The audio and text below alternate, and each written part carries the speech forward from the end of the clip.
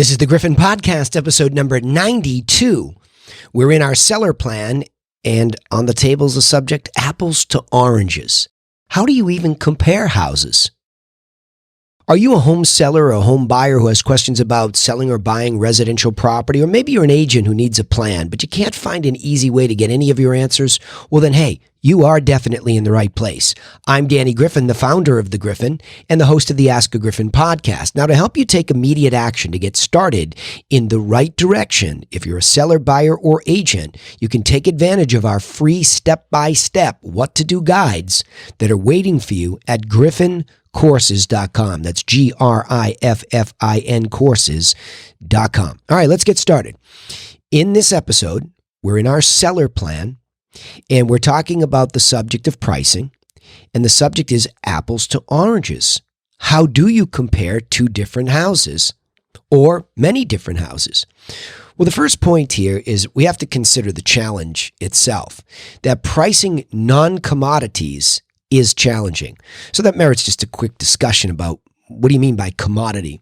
Well, if you think about basic agricultural goods like coffee bean, or you consider something like oil, it is very homogeneous. It has a lot of the same characteristics. I'm not going to say that a coffee bean from Mexico is the same from another country.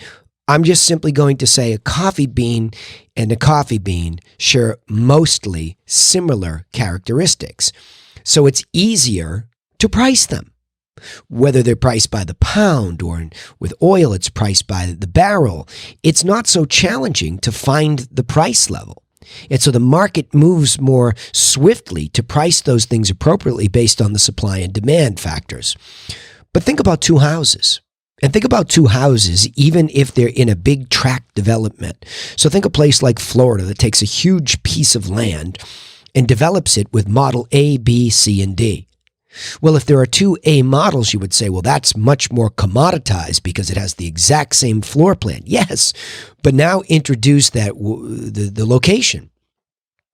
And once it's occupied, all of the stylistic stuff that gets added to it, or some of the choices and the finishes that were made if it wasn't commoditized in the beginning. So all of a sudden, the variables start to make housing very different. Where the sun comes through the room, what side the garage is on, how big is the backyard, what do you look at, on and on and on. The differences go. So what might even start off being more commoditized or homogeneous in its factors, its features, you get right into the benefits of one particular unit versus the next, and all of a sudden we're off into a lot of differences. So that's challenging to price that. And now you throw in all of the crazy market factors that we have in real estate, and it gets more complicated. But the second simple point here is that the false assumption is that houses cannot be compared.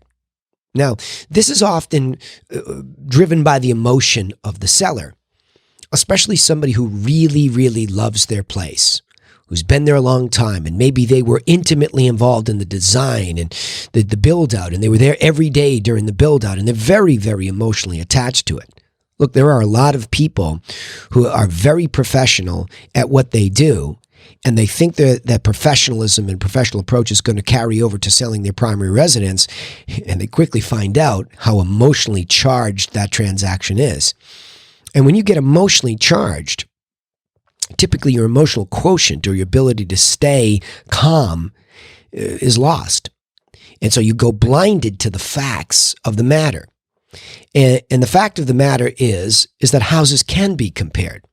And if you think in a modern context, how in the world all of a sudden in the real estate business does a company like Zillow or a company like Redfin hire a bunch of folks who are good at building algorithms or mathematical processes or problem-solving processes, and that they're able to come up with a guesstimate of value with having never been there before?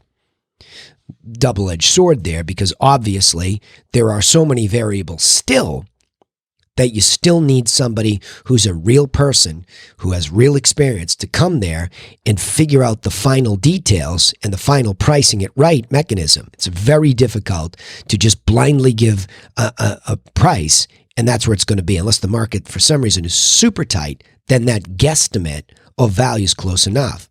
So we have all these challenges, but at least that algorithmic approach is getting rid of a lot of those wild differences, getting rid of a lot of the emotion, and they're bracketing value in what I refer to as a trading range that's a little bit tighter and a little bit clearer. And then, of course, like I said, you need a local expert to come in and refine it even more. Because, of course, pricing is predicated also on the condition of the property, what you can and cannot do to improve that, staging, and then the proper marketing to expose it once that's all done. So a lot going on there, as I keep saying. But the point is, we're bracketing this down, and we're getting tighter and tighter and tighter compared to what? Other properties. How do you think these algorithms are getting the information, and how do you think that they're making this value judgment? Well, a lot of it is big data or public data.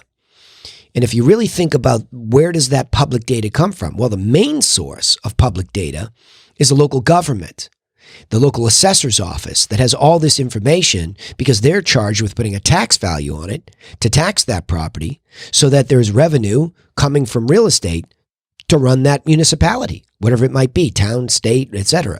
So all that data is available. That's public. You can buy access to that.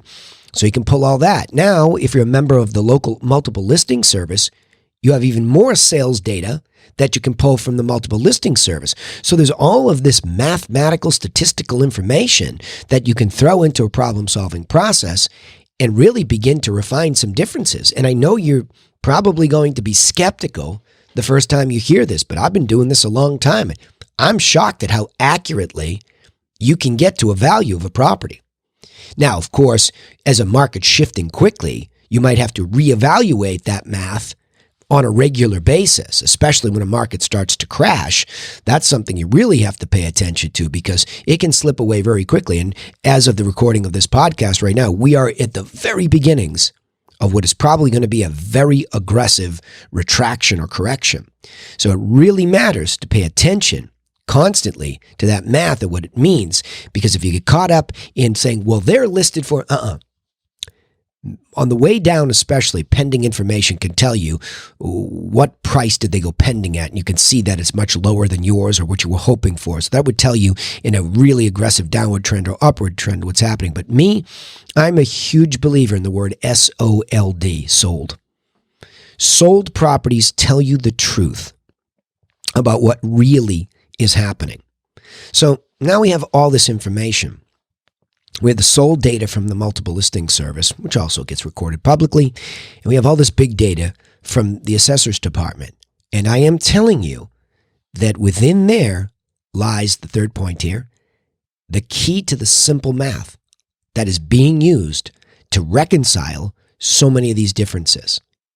Now, that's for the next podcast discussion, but I want to plant that seed there.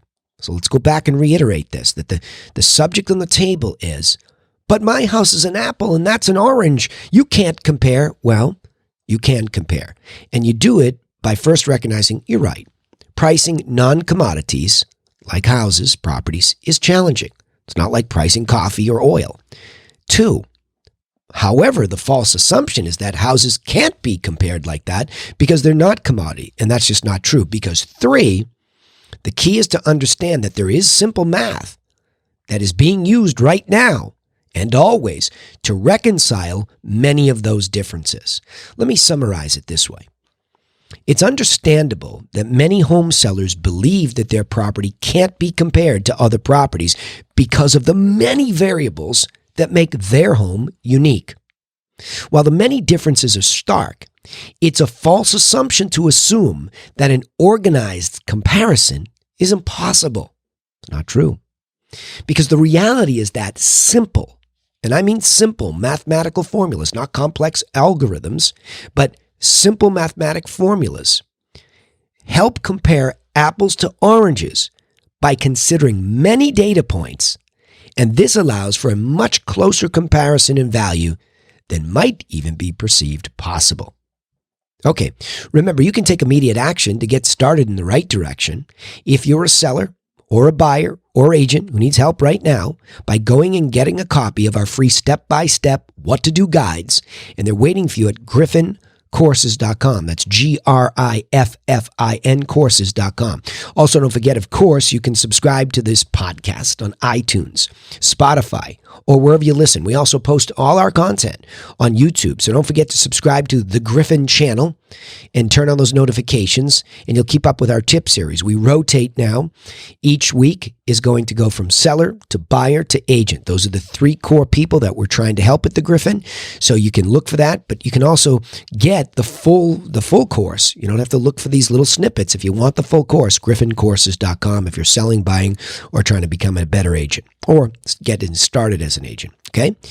We'd also appreciate, of course, if you would share this content with home sellers, home buyers, and agents that need this kind of help right now because they're in the thick of a decision. We'd appreciate that. But remember this, we sign off on the podcast the same way every time. Nobody's coming for you. Nobody's coming to help you with any of this. So take action and get to work on a plan for buying, selling, or becoming a successful real estate agent. And we'll see you in the next episode to try and help you do just that. Thanks again.